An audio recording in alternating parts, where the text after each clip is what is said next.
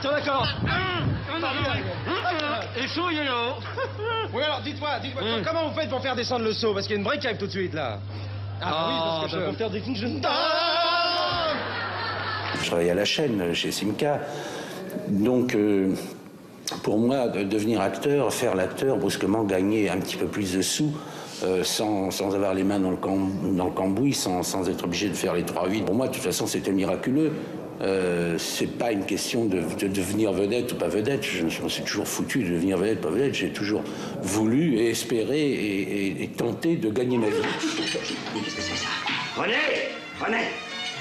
Enfin, René, monsieur. Il est un peu con quand même. Ah oui, il est con mais c'est bon. Allez!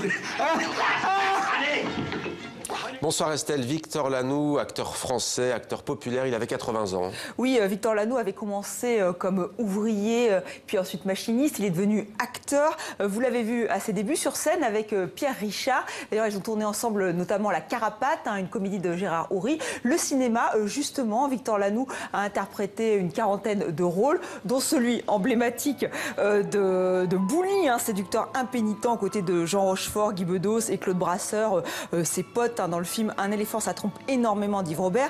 Il avait été nommé au César pour Cousin-Cousine, pour Adieu Poulet aussi dans la catégorie meilleur acteur dans un second rôle. Mais son rôle le plus populaire, c'est celui-ci, celui de Louis la Brocante, une série télévisée extrêmement populaire en France, mais aussi dans le monde francophone, puisque vous avez certainement vu cette série sur TV5 Monde. Voilà, il a interprété un personnage un peu bourru au grand cœur, un personnage qui lui ressemblait finalement. Voilà donc pour cet hommage. Estelle, Bastien Vivès à présent nous revient avec un roman graphique très inspiré de sa propre enfance, ou plutôt de son adolescence. Oui, Bastien Vivès a toujours rêvé d'avoir une grande sœur. En fait, il a un petit frère, mais il a toujours rêvé d'une grande sœur. Il l'a donc inventé, dessiné dans ce roman graphique paru chez Casterman, Une sœur, un titre très sobre. Antoine, 13 ans, est donc en vacances en Bretagne avec son petit frère et ses parents. Et il voit débarquer chez lui Hélène, elle a 16 ans. Ils vont passer une semaine ensemble, premiers émois amoureux, voire plus. C'est vraiment le passage de l'enfance à l'adolescence dans ce roman graphique. Alors l'histoire est tenue, elle est assez simple, mais le dessin est lumineux. Rencontre avec Bastien Vivès.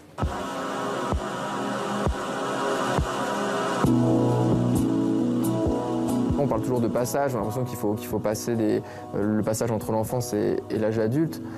Moi, ce qui m'intéressait, c'était de condenser ça en une semaine, que tout d'un coup, au début, il est en train de jouer au Pokémon avec son frère, en train de dessiner des Pokémon avec son frère, et puis au bout d'une semaine, il aura bu de l'alcool, fumé des cigarettes, fait la fête, il aura même risqué sa vie, enfin, il aura fait des choses qui sont complètement des choses de grand.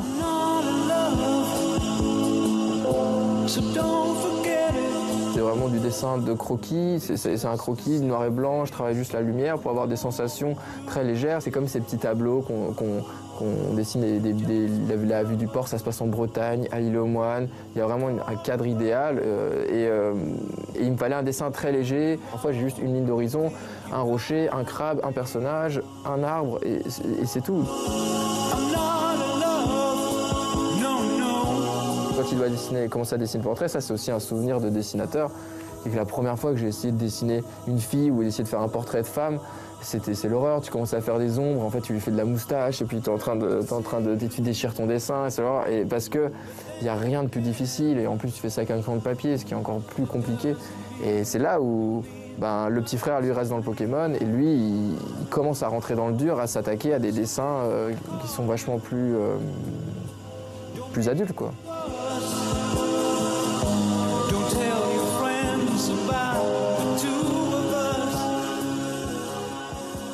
Voilà, Une sœur parue aux éditions Casterman. Le roman est sorti hier, le 3 mai, mais je ne suis pas venue qu'avec un seul roman graphique aujourd'hui. Absolument pas. Et d'ailleurs, on ne va pas aller seulement en Bretagne, Estelle, parce que d'autres dessinateurs nous font parcourir la planète. Oui, voici des carnets de voyage version luxe. Ils sont parus aux éditions Vuitton. Donc les éditions Vuitton qui nous proposent comme ça de partir grâce à des artistes. Et là, ils nous emmènent à Hawaï. Donc vous voyez ici des vues à couper le souffle qui sont croquées ou plutôt peints par le dessinateur serbe de comics, Esad Ribic. Alors lui qui a redonné vie au personnage de Thor, hein, notamment, nous fait découvrir Hawaï, ses paysages. Hein, c'est vraiment, encore une fois, sublime. Et il y a aussi les habitants, le côté carte postale avec le surf, mais pas seulement, il se fait intéresser aussi à la vie plus traditionnelle des Hawaïens. C'est quand même d'une beauté à couper le souffle. Autre destination, autre technique, Nicolas de Crécy, lui, nous emmène au Mexique. Alors un Mexique baroque, fiévreux, qui aurait beaucoup plu, qui plairait beaucoup à votre invité qu'on a vu dans le grand angle. Et c'est un Mexique aussi parfois fantasmé. Je vous laisse découvrir le travail de Nicolas de Crécy.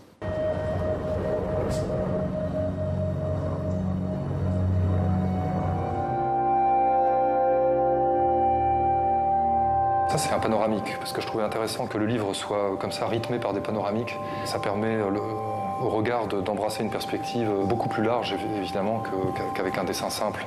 Et ce qui était intéressant là, c'est de faire jouer une perspective qui était marquée. En fait, ça, c'est une rue qui n'existe pas. C'est des croquis recomposés, c'est-à-dire qu'ici, il y avait juste l'arbre, j'ai installé de la pluie, en fait, un système de hachure comme ça de pluie, qui a permis aussi de faire jouer un petit peu mon imagination et mon souvenir par rapport à l'ambiance qu'il y avait. Donc le principe est simple, il s'agit pour ces artistes de faire ce qu'ils ont envie, c'est-à-dire qu'ils vont dans les pays et après ils utilisent leur technique. Donc là on vient de voir deux techniques assez différentes, même si elles se ressemblent.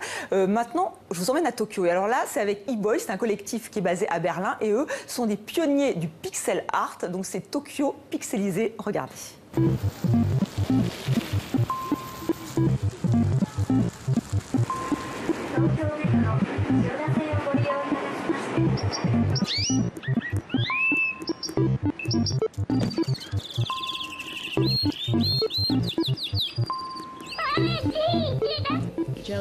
Impressionnant, mais un peu cliché quand même, par certains c'est moments. leur façon de voir Tokyo. C'est ça, ils se sont inspirés en allant sur place.